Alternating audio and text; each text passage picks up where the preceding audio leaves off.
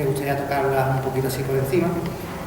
La primera cosa que siempre nos pregunta la gente es que cuál es la legalidad o el proceso legal para cambiar una constitución.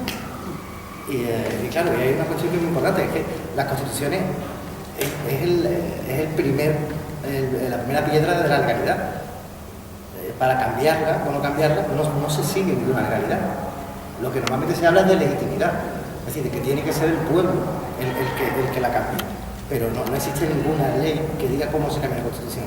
La Constitución española del 78 sí tiene un título en el cual prevé formas de revisión y de reforma. La reforma es lo que vimos el año pasado, la reforma del 135, que es que la gran mayoría de la Constitución puede ser modificada directamente por las Cortes, ¿vale? Mediante un proceso, pero vamos, que si tienen mayoría absoluta lo hacen como lo hicieron el año pasado. Y la revisión, que sería el cambio de partes fundamentales de la Constitución o el cambio de una Constitución por otra, que también tienen un proceso en el cual son las Cortes las que lo redactan y el pueblo la vota en referéndum. Sí o no, pero vota la Corte. Ahora, ¿qué pasa? Que es que no hay por qué seguir ese proceso. O sea, la Constitución, si tú no estás de acuerdo con ella, pues no se sigue, punto. La Constitución no hay nada detrás de ella que la mantenga, salvo que la gente la aborrezca.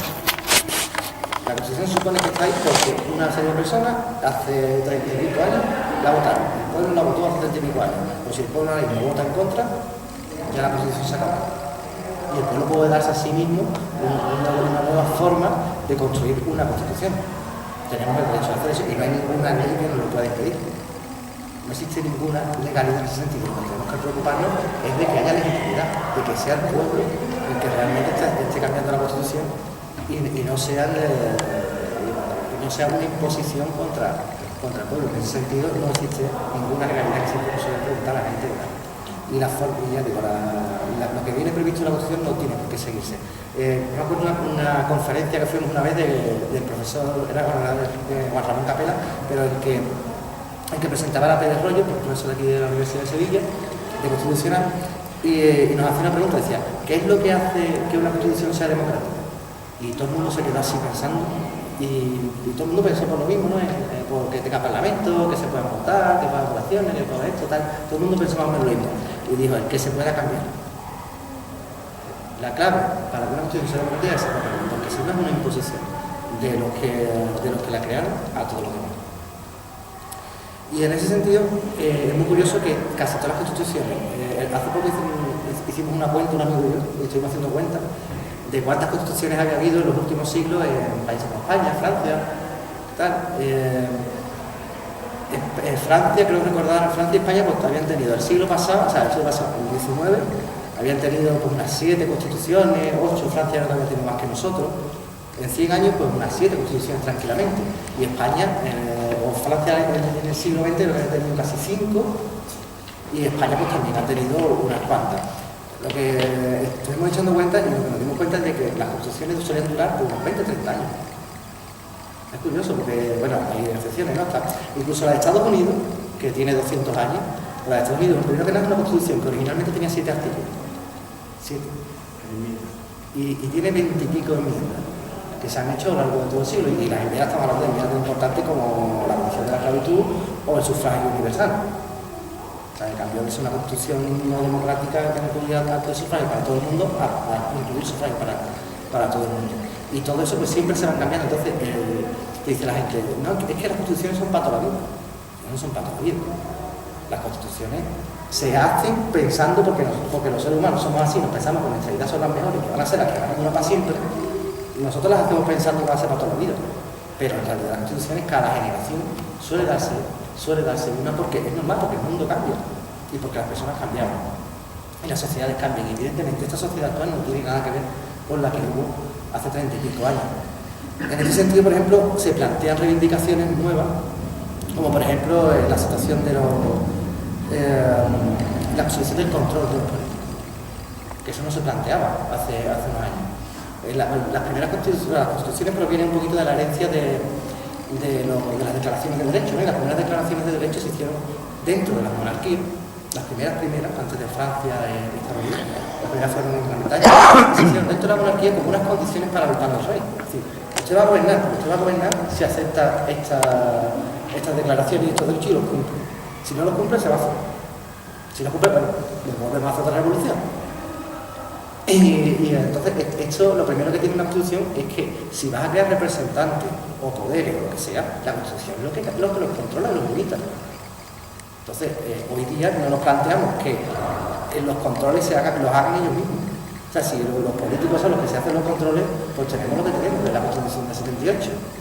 Tenemos una Constitución en la que nosotros no controlamos a los políticos, tenemos una Constitución en que no podemos nosotros hacer nada políticamente, no podemos hacer un referéndum, no podemos pedir nada si no es con permiso de los políticos. Nosotros más que podemos hacer una ILP, como ha dicho Federico, que podemos llevarla ahí y decir, oiga, me gusta aprobar esta ley, a veces me gusta aprobar esta ley, pero ya está. De hecho, el tipo de representación es un tipo de representación de hecho que no tratan como niños, pero es que es el tipo de representación de un tutelar. Si uno mira legalmente en el Código Civil los tipos de representaciones que existen, el sistema de representación política que tenemos es el mismo que el del tutelaje civil. Es decir, estás sometido a la potestad del tutor, tienes que obedecer al tutor, no puedes hacer la mayoría de actos sin permiso del tutor y es el tutor el que actúa en tu nombre. Eso es un tutelaje. Yo, por ejemplo, he hecho una comparativa con un amigo sobre la diferencia que había, por ejemplo, con otros sistemas de representación como la representación de las juntas generales de las sociedades accionistas, que las sociedades accionistas pueden echar a sus representantes y pueden darle órdenes y pueden hacer de todo. Hay otro sistema de representación y ese sistema que mantenemos es de este tipo. Luego también mucha gente nos pregunta por el tema de los derechos sociales. Porque si el derecho a la vivienda, por ejemplo, la pregunta siempre suele ser, si el derecho a la vivienda está en la Constitución, ¿cómo puede ser que la gente no tenga vivienda y esto siga así? ¿Qué pasa? ¿Que la Constitución no se cumple? No, la Constitución se cumple. Yo cuando me dice la gente, no, el problema es que la Constitución no se cumple, la Constitución se cumple. Lo que pasa es que la Constitución, en la parte de derechos sociales, divide los derechos fundamentales los divide. Deja una parte que son los derechos fundamentales que están reconocidos plenamente y otra parte que se llamarían, que en realidad son principios rectores de la política social y económica, que si quieres los llama derechos. Es que en el encabezado ya te pone que no son derechos y te pone que no se pueden llevar ante un tribunal sino directamente desde la Constitución, sino que tiene que ser el político. Cuando haga una ley, cuando te haga una ley de la vivienda, entonces esa ley la puedes reclamar en el tribunal, pero mientras no te hagan esa ley en la vivienda, tú no puedes reclamar por un tribunal tu derecho a la vivienda porque venga de la Constitución. Te tienen que hacer una ley y regularte.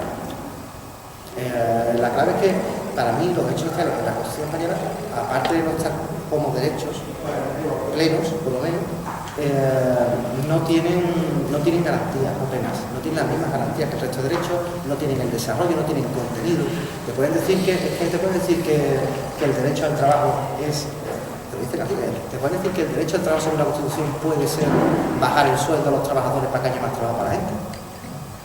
Porque como la Constitución dice, no, sí, yo garantizo el derecho al trabajo, ¿vale? Pero ¿en qué consiste? El derecho al trabajo tendrá que consistir en que se acceda a un puesto de trabajo con determinadas condiciones, con determinados temas. Entonces, prácticamente las políticas, mientras que lleven la etiqueta de que se hace por el derecho al trabajo, resulta que ahora el bajar los sueldos a los trabajadores o facilitar el despido, resulta que es un incumplimiento del derecho al trabajo porque está dando trabajo a más personas, supuestamente se espera que se dé trabajo a más personas. Y bueno, en el mismo sentido también los servicios públicos no son obligatorios dentro de la Constitución española, solamente el único servicio público que se pone como obligatorio es la seguridad social, y la seguridad social se puede privatizar de ella, mientras que se mantenga el control por la administración, se puede privatizar casi todas las partes. Es decir, la Constitución española, por ese techo, no garantiza ningún servicio público. En principio, a mí me hace mucha gracia también siempre el tema del sistema tributario progresivo, que se dice que no, que la Constitución española pone un sistema tributario progresivo, ¿no? Mira, el artículo 31.1 de la Constitución dice: todos contribuirán al sostenimiento de los gastos públicos de acuerdo con su capacidad económica, mediante un sistema tributario justo, inspirado en los principios de igualdad y progresividad. Sí, está inspirado. Y el Tribunal Constitucional ha dicho que el tener todos los impuestos no progresivos y solamente dejar como progresivo el IRPF, que eso ya es constitucional.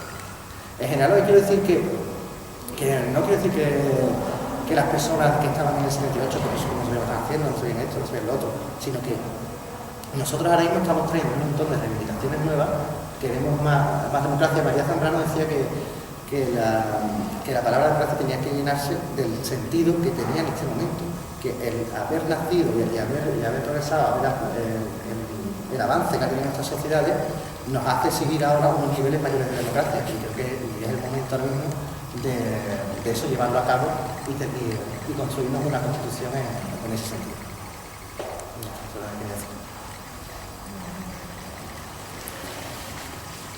Muy bien, pues ahora